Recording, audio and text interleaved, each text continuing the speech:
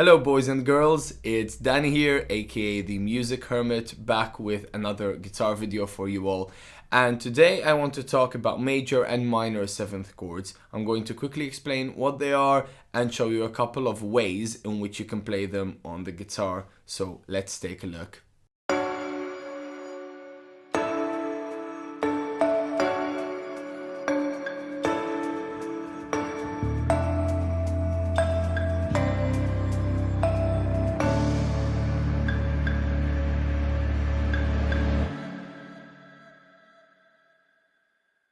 Right, so let's quickly delve into what major and minor 7th chords are. I'm not going into too much theoretical detail today, but I want to quickly explain sort of the basics. Now, before I move on, let me just say, first of all, before trying these chords, you should already have an understanding and knowledge of how to use and apply bar chords in your playing.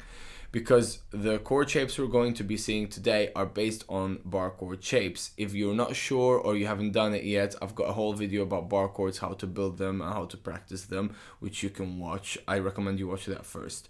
I've also got another video on understanding and building scales, which I recommend you get familiar with before coming to this. And the reason I mention this is because basically what a major 7th or minor 7th chord is going to be a regular major or minor chord but with an added scale degree. So a regular major or minor chord is built on 3 notes from the scale on which the chord is based, and these notes are the 1st, 3rd and 5th degree of the scale. Now in the case of the major, that's your 1st, 3rd and 5th, and the minor 3rd, that's a minor 3rd and the 5th. All we're going to do for the major and minor 7th is fundamentally just add the 7th degree from the scale on which the chord is built. We're going to add that to the chord itself. So the chord now has 4 notes in it, which is going to be the root, the 3rd, the 5th, and the major or the minor 7th, depending on which chord we're playing. Okay, so fundamentally that's all major and minor 7th chords are. They're standard major minor chords with an added degree, which gives it quite a distinct sound, and it makes quite a difference actually when it comes to the way it sounds and the way it can be used. Major minor 7th chords are very often found in jazz-based music. They are sometimes used in pop, not so much nowadays. But you can still find them here and there. They're used in many other styles of music. Very useful to know these chords, okay? And they sound pretty cool in my opinion. So let's dive into the actual shapes, and I'll show you a couple of different ways in which you can play the major and minor 7th chords based on regular major and minor bar chords, okay? Let's take a look. Alright, so I'm gonna get up close and personal for this part so you can see the chords better and what I'm doing on the fretboard. Let's start with the first major 7th pattern, which is going to be based on the E shape. So whenever we're doing a bar chord with an E bass shape, right, if you remember, we're going to reference the E chord here. So we're going to do the same, but extract a major 7th from this chord. So let's take an example in real life. Let's say we want to play G major 7th. So we start off with a normal G major, right? And now we have to include the 7th degree of this particular scale, of the G major scale, as we've discussed. So let's figure out what the 7th of G major is first of all. So G major, 1, 2, 3, 4, 5, 6, 7, it's the F sharp there. So we have to include this in the chord. Now, one way to do this would be to flatten this G here. It's another G, and sort of change the fingers around so you're playing an F sharp, and you can play it that way. But in my opinion, it sounds a bit, it's a bit dark, and the tonality of the 7th doesn't come out as well, right? So what other ways are there to play it? Well, we can basically shift the whole thing around and come up with the pattern that's most commonly used, which is that, right? Now, let me show you what I'm doing. First of all, I'm skipping the A string, and I'm also not playing the high E string, right? So I'm skipping these 2 strings. The way I'm skipping the A string is I'm muting it slightly with the fleshy part of this part of the index finger here, okay? You can't really see it, but that's kind of what I'm doing. So you can't really hear the A string produce any note, at least, right? So I've got my first finger, my index finger on the root note, which is the G. I'm gonna put my ring finger on the major 7th there, which is the F sharp, right? I'm gonna put my pinky on the major 3rd, which is that B on the 4th fret of the G. And I'm putting my middle finger on the D here, which is the 5th in the key of G, and that's on the 3rd fret of the B string, right?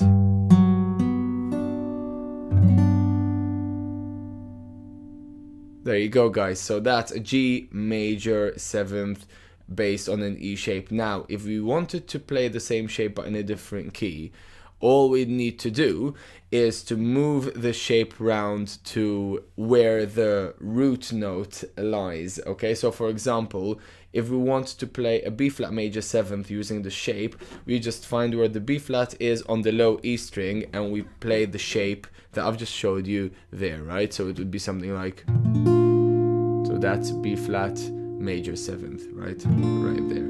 The reason for this, remember, is because we're using an E bass, right?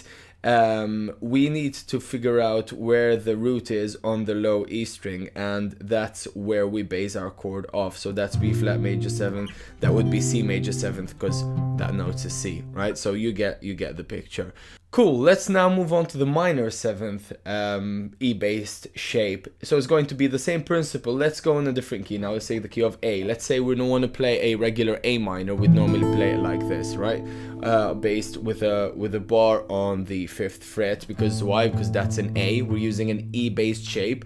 So A on the E string is here, right? So that's where we base our A minor off of. Now, if we want to include the minor 7th in this chord, we need to figure out what the minor 7th degree is in the key of A minor, right? So let's figure that out. 1, 2, 3, 4, 5, 6, 7. It's the G right there. So we need to include this G in the chord. Now, one way to do this would be to just lift the pinky here, and then you've exposed that G played by the bar on the index finger. But it sounds a bit ambiguous. It sounds a bit, again, it could sound better, I think. So the regular way, the most commonly played pattern for this particular chord is something like this. Now, all that is basically is 4 fingers that are stacked on top of each other on the same fret, while again skipping the A string and also skipping the high E string. Same principle applies. I'm slightly muting the A string here with the index finger in this case, and I'm playing the A, the root note, with my first finger. With my middle finger, I'm playing the minor 7th on the 5th fret of the D string, that's your G. I'm playing the C here on the 5th fret of the G string, that's your minor 3rd, and I'm playing the 5th of A minor, which is this E here on the 5th fret of the B string, giving us an A minor 7th chord, right?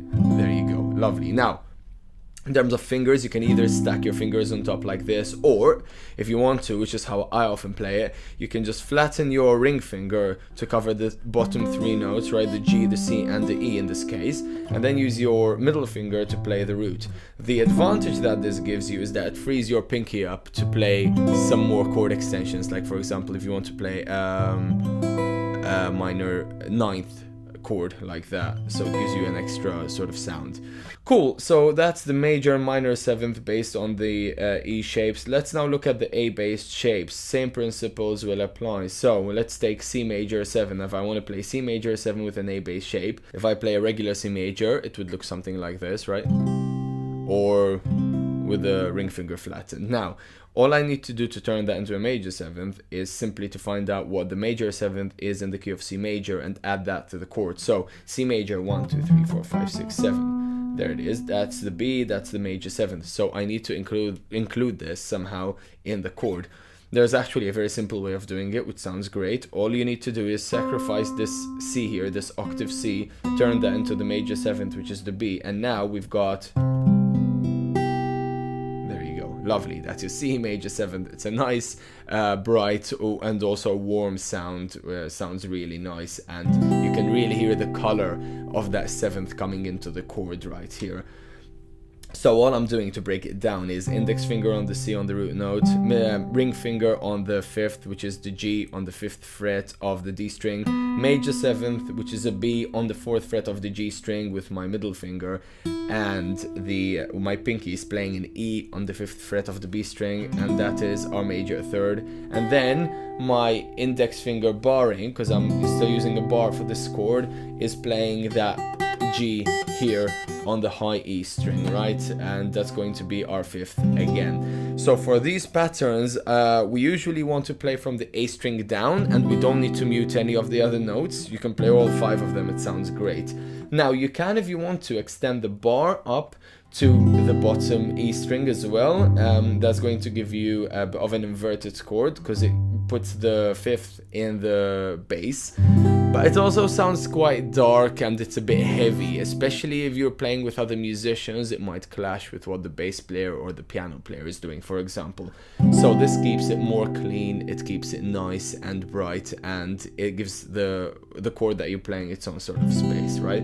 So you can play it like this, you can play it like this, depending on the situation. Again, same principle applies. If we want to play it in a different key, we just figure out where that note is on the A string and build a chord from there.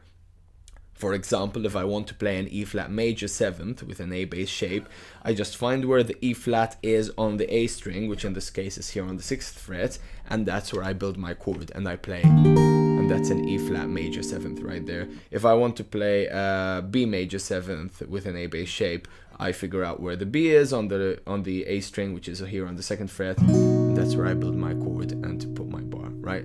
So you get the picture. Pretty simple once you get the pattern down. Let's now look at the final chord shape for today, which is going to be an A-based minor 7th shape. Now again, going to be pretty simple. Let's take a look at D minor. Let's use a real life example. If I want to play a normal D minor with an A-based shape, it would be, I'd play that, right? Now, all I need to do to turn that into a minor 7th is figure out, first of all, what the minor 7th degree is in the key of D minor. So 1, 2, 3, 4, 5, 6, 7. There it is, that's a C, that's your minor 7th. So I want to include the C in the chord somehow. All I need to do from a regular D minor is lift my pinky off, right? My pinky's now not playing that. So what I'm left with is the bar, the index finger barring, is actually holding down that C and playing that C. So now we get that minor 7th chord, that minor 7th color in there as well, giving us a lovely D minor 7th chord with an A bass shape, right? That's all you need to do. Again, I'm playing all 5 strings from the A string down. Once again, you can, if you want to include the low E string as well, giving you the inverted chord. But once again, it sounds quite dark and heavy, so it depends on what sound you're going for. So that's it really. If we want to move the chord to a different key, same principle. If we want to play an F minor 7th, we just move that to where the F is on the A string. If we want to play B flat minor 7th, we move this chord to where the B flat minor is on the A string. Cool guys, so now we've got the 4 patterns. You've got 2 major 7th chords and 2 minor 7th chords using an E or an A bass respectively. Now a couple of things to note before I close off here. First of all, there are many different basses that you can use for major and minor 7th chords, just like there are many different basses you can use for any sort of other chord extensions. So today we've used the E and the A based shapes, but you can have other examples. You know, one such case is, for example, you can use the C major open chord as a basis for your major and minor 7th chords, would sound like something like this, for example. That's an E flat major 7th chord with a sort of a C, open C chord bass, right? And anyway, there's loads more. I'm not gonna get into them for this video, but each bass, while you're technically playing the same notes using different basses, each bass will give you a different sort of sound because the order of the notes in the chord is different. Which leads me to my final point, which is that, as you probably realize, for example, if I want to play a B major 7th chord, I can play up here using the first shape I showed you today, but I can also play it down here, which is showing you the second shape that I showed you today for the major 7th. Now, That might not sound so different, but sometimes actually this can make all the difference in the world. This shape tends to sound brighter, right? It's got more of the high strings up there, and the major seventh is on a thinner string, so it sounds brighter. This sounds a bit woolier and a bit warmer, okay? Again, once you start getting into other shapes, the difference become even more apparent. But just know that there's a lot of utility in knowing different bass shapes for your different sort of chord extensions for your major sevenths and minor sevenths, right? Stuff that you can really use in a practical way in your day-to-day playing. Okay guys, that was it for today. I hope you found this video useful. If you have, let me know in the comment section, or like the video, because this gives me feedback on these lessons. Also, if you want to stay updated with the content I'm releasing regularly, consider subscribing to my channel. And also, lastly, visit my website, musichermit.com. I've got a blog there with lots of music-related articles. I've got some music that I've worked on in the past, which you can take a listen. I've got a blog there with lots of music-related articles. I have also got my music there, some music which I've worked on in the past, which you can have a listen to, and all sorts of stuff. So, guys, as always, thank you so much for watching, and I will see you next time.